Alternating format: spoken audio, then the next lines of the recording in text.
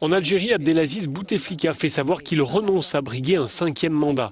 Dans un message à la nation, le chef de l'État indique également que l'élection présidentielle, censée avoir lieu le 18 avril, est reportée à une date indéterminée. Enfin, il fait part du limogeage du Premier ministre Ahmed Ouyahia. Toutes ces annonces ont été saluées par de très nombreux Algériens, mobilisés depuis des semaines contre un 5e mandat de leur président.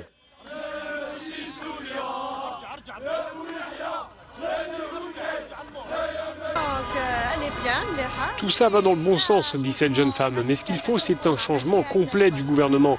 Changer une tête, c'est pas suffisant. Parce que s'il est remplacé par quelqu'un comme lui, ça sert à rien. C'est tout le régime qu'il faut changer.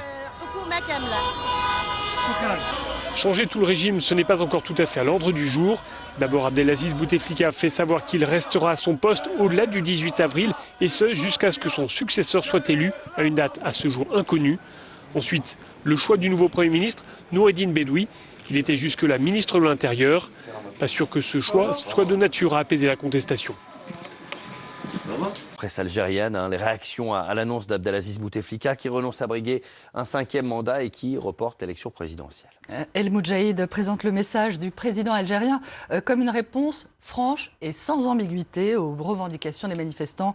D'après le quotidien officiel algérien, Abdelaziz Bouteflika aurait exposé un plan de travail précis pour éviter des fractures et des heurts inutiles et faire entrer l'Algérie dans une ère nouvelle, je cite. Ouverture républicaine, salue Reporter, qui précise que le chef de l'État a nommé hier un nouveau gouvernement chargé de préparer la transition. Une transition qui serait donc organisée par le pouvoir, ce que l'opposition refuse jusqu'à présent. Cette promesse de transition est accueillie avec méfiance par les quotidiens algériens. Bouteflika prolonge son 4e mandat et restera président sans élection, annonce El Khabal, qui juge ses propositions contraires à la constitution algérienne, tandis qu'El Watan dénonce la dernière ruse de Bouteflika pour se maintenir au pouvoir. Il annule la présidentielle, mais reste au pouvoir, note le journal. Bouteflika prolonge son mandat, regrette aussi Liberté Algérie, qui prévenait déjà hier que la seule vraie rupture serait le déboulonnement du FLN, le parti présidentiel, et pas seulement la chute du régime que le FLN, s'il survit, pourra reconstituer avec d'autres têtes, je cite. Tout ça pour ça, fulmine TSA. Le site algérien se demande quelle va être à présent la réaction de la classe politique face à ces concessions, entre guillemets, qui ressemblent, je cite, à une supercherie. Le scepticisme aussi des dessinateurs de presse algériens. Dans le dessin de Dilemme, le président renonce à un 5e mandat de 5 ans. À la place, je ferai un 4e mandat de 10 ans, annonce-t-il. Saad Ben Khelif montre, lui, le chef de l'État qui étire largement son 4e mandat. Bouteflika reporte, ou plutôt remporte l'élection présidentielle, indique la légende.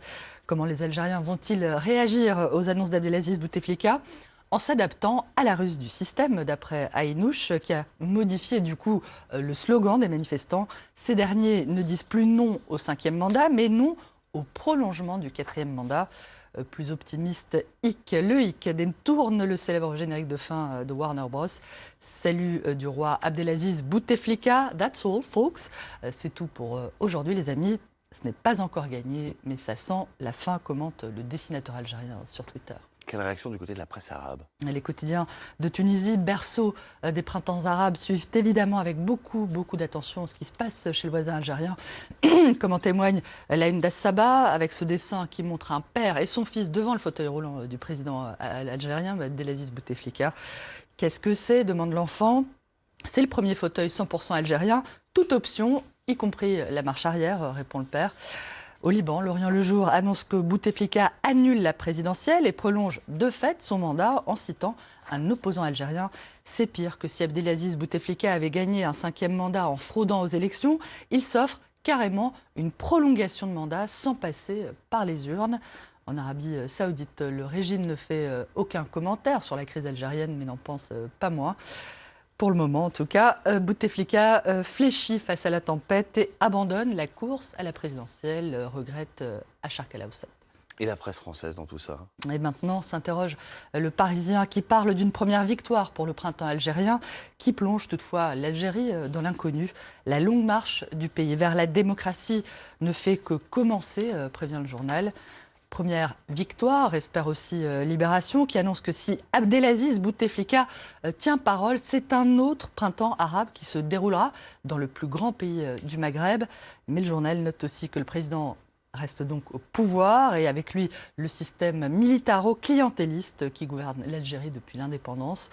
Demi-victoire donc plutôt. L'Algérie tourne la page, Bouteflika annonce enfin Le Figaro, ému par la soif de vie des Algériens et leur espoir d'une transition pacifique. Merci beaucoup Hélène, on va continuer à recueillir les impressions d'Algériens dans les rues après l'annonce d'Abdelaziz Bouteflika. L'actuel président renonce donc à un 5e mandat, l'aboutissement d'une contestation populaire inédite, mais ces Algériens le savent, rien n'est encore fini, ils préfèrent rester prudents. En reportant l'élection présidentielle, Abdelaziz Bouteflika se laisse également le temps de préparer la suite. Quelle suite justement? Quand aura lieu la prochaine élection présidentielle en Algérie? Aucune date n'est donnée pour l'instant, seule précision d'Abdelaziz Bouteflika. Une conférence nationale chargée de réformer le système politique et d'élaborer un projet de constitution se tiendra d'ici la fin. En Algérie, la contestation populaire n'a donc pas eu raison d'Abdelaziz Bouteflika, mais bien de sa candidature. L'actuel président ne briguera pas de 5e mandat. Il l'a annoncé hier par voie de communiqué. Un report de la présidentielle est aussi prévu. Elle devait se tenir le 18 avril. Pas de date précise pour l'instant pour ce nouveau scrutin. On sait juste qu'il aura lieu après la conférence nationale, chargée de réformer le système politique et donc d'élaborer un projet de constitution d'ici la fin de l'année. Noémie Roche. À la télévision algérienne, la présentatrice lit en direct la lettre d'Abdelaziz Bouteflika à son peuple. Après plus de 2 semaines de manifestations, le président renonce à la course à la présidence algérienne. La conférence nationale indépendante fixera souverainement la date de l'élection présidentielle à laquelle je ne serai en aucun cas candidat. Prévu le 18 avril, le scrutin est donc repoussé à une date inconnue. Dans son communiqué, Abdelaziz Bouteflika précise tout de même que cette conférence devra achever ses travaux d'ici la fin 2019 et que des élections auront lieu dans la foulée. Autre annonce importante, une nouvelle constitution sera soumise à référendum. Dans la foulée de ces annonces, le Premier ministre Ahmed Ouyaya a démissionné.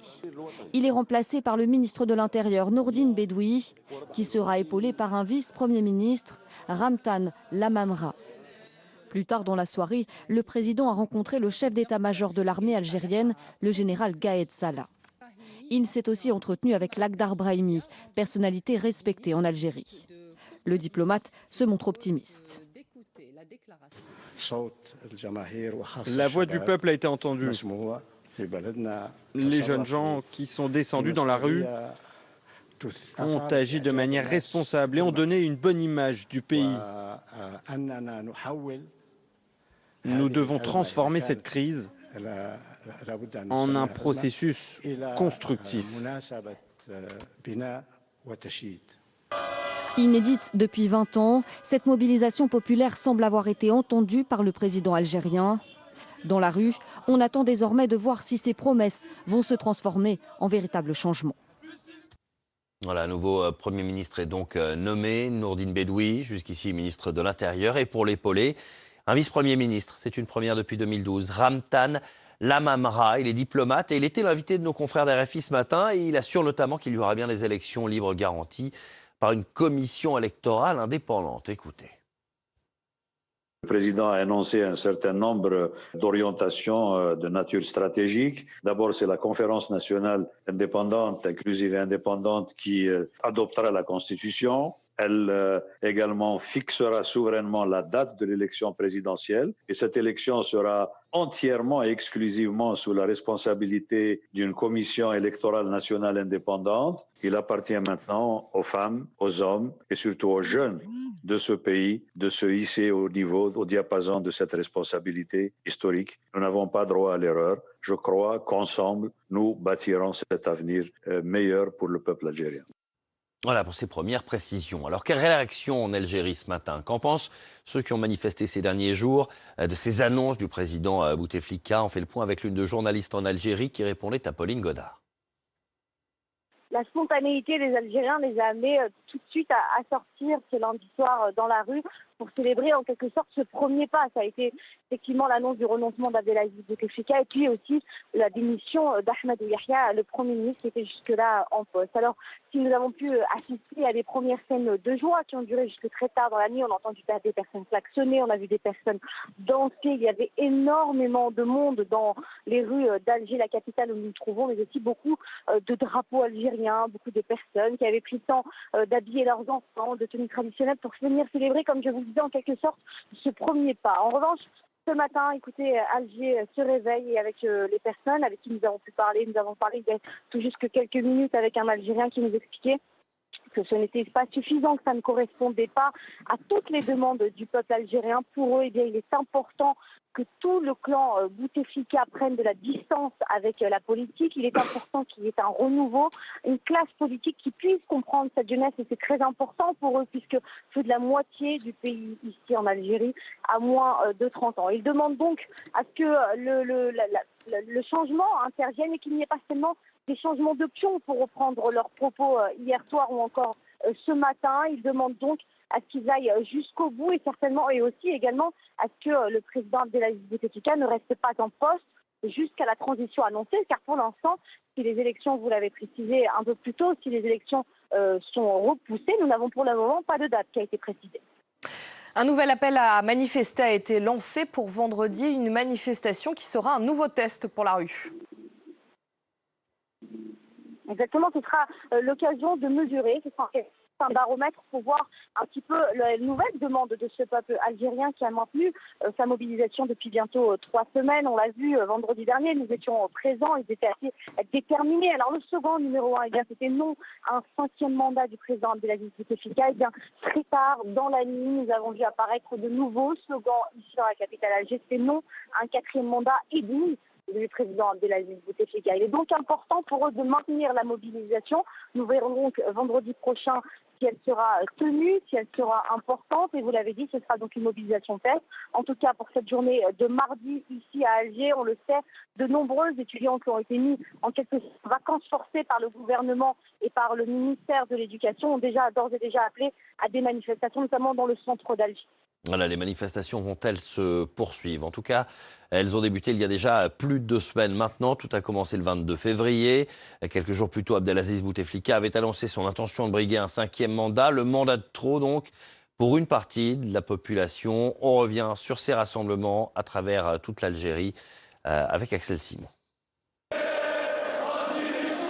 Le 22 février, ils sont des milliers, comme ici à Alger, à descendre dans les rues pour dire non à un 5e mandat du président Abdelaziz Bouteflika.